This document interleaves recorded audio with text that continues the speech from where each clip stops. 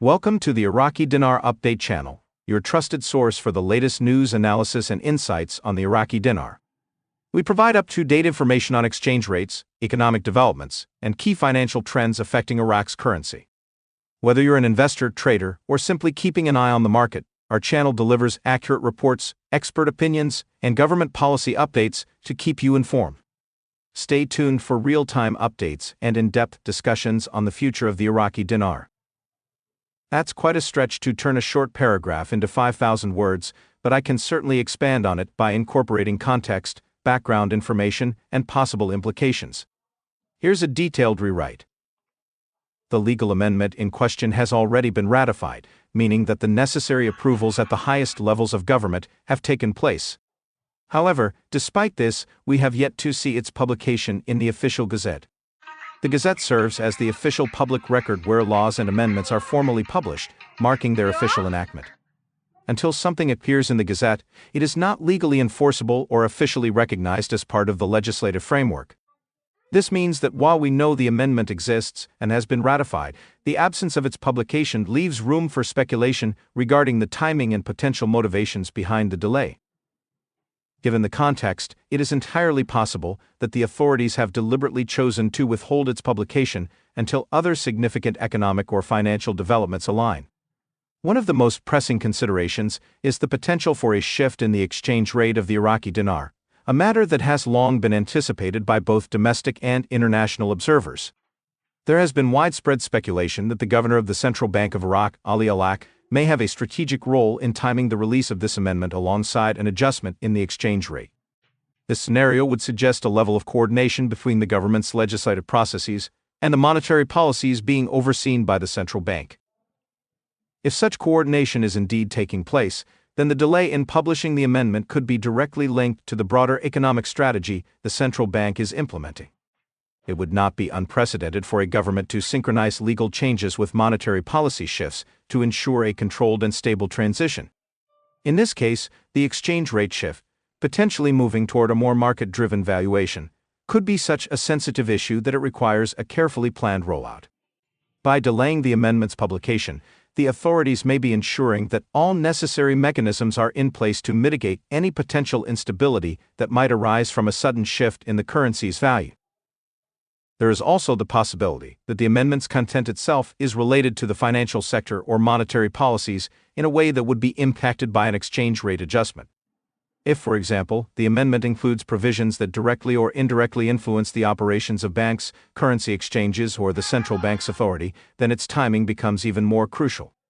The authorities may wish to avoid a scenario where the legal change is implemented before the necessary financial measures have been put in place, as this could lead to unintended disruptions or market reactions. At the same time, there is a broader historical and political context that cannot be ignored. Iraq's financial system has been undergoing significant transformations in recent years, with increasing pressure from international organizations such as the International Monetary Fund (IMF) and the U.S. Treasury.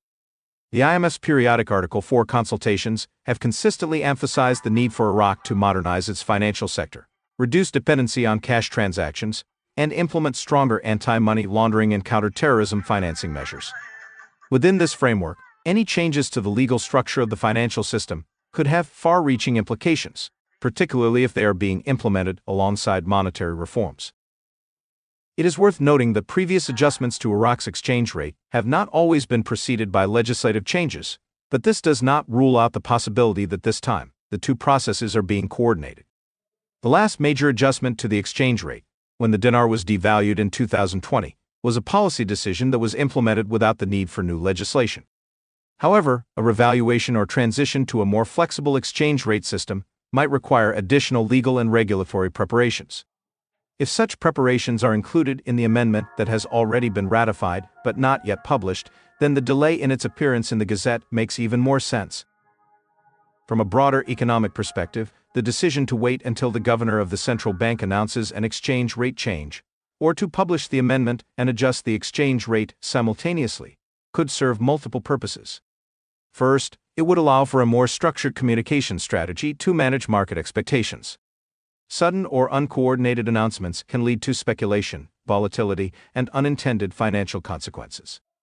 By ensuring that the legal, regulatory, and monetary components are aligned, the authorities would be better positioned to maintain stability and minimize uncertainty. Second, delaying the publication of the amendment could provide the government with additional flexibility in responding to external factors. Iraq's economic policies do not exist in a vacuum. They are influenced by geopolitical developments, global oil prices, regional trade dynamics, and foreign relations. If the government is anticipating any external shifts that might impact the financial system, holding back the publication of the amendment allows them to adjust their approach accordingly. Moreover, the perception of control and strategic decision-making plays a significant role in financial confidence. If the government and central bank are seen as methodical and deliberate in their actions, it could reinforce trust among investors, businesses, and international stakeholders. On the other hand, if the legal changes and exchange rate adjustments were handled in a disjointed manner, it could lead to uncertainty and diminish confidence in the government's ability to manage economic reforms effectively. While we cannot be certain of the precise reasoning behind the delay, the available evidence suggests that the authorities are carefully orchestrating the timing of these events. Whether the amendment is published before, after, or simultaneously with an exchange rate adjustment remains to be seen, but the interconnection between legal reforms and monetary policy cannot be ignored. The financial landscape in Iraq is at a critical juncture, and the decisions made in the coming months will have lasting implications for the country's economic trajectory. It is also important to consider how this situation fits into the larger historical context of Iraq's monetary policies. The Iraqi dinar has long been a subject of debate, speculation, and policy intervention.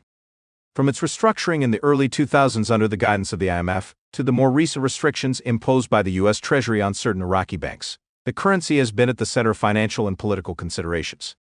The prospect of a revaluation or a shift toward a floating exchange rate has been discussed for years, with varying degrees of optimism and skepticism. If the central bank is indeed planning to introduce a major change, the delay in publishing the amendment could be an attempt to buy time to ensure that all the necessary infrastructure, regulations, and market mechanisms are in place.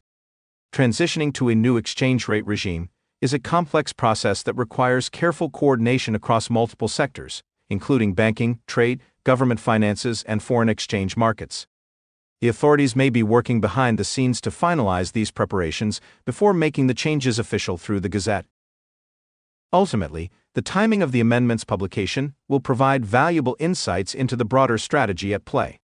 If it is published before an exchange rate adjustment, it could signal that the government is laying the legal groundwork in advance. If it is published at the same time as an exchange rate shift, it would suggest a tightly coordinated rollout designed to minimize disruption. And if it is published after an exchange rate change, it could indicate that the government wanted to observe the initial market response before making the legislative component official. Regardless of the exact sequence of events, one thing is clear: the decision-making process behind this delay is not arbitrary. There are significant financial, legal, and political considerations at play, and the authorities are likely taking a calculated approach to ensure the best possible outcome. For those watching Iraq's monetary developments closely, this situation serves as yet another reminder of the intricate relationship between law, policy, and economic strategy. Thank you for tuning in to the Iraqi Dinar Update channel. We appreciate your support and engagement as we continue to bring you the latest news, analysis, and updates on the Iraqi dinar.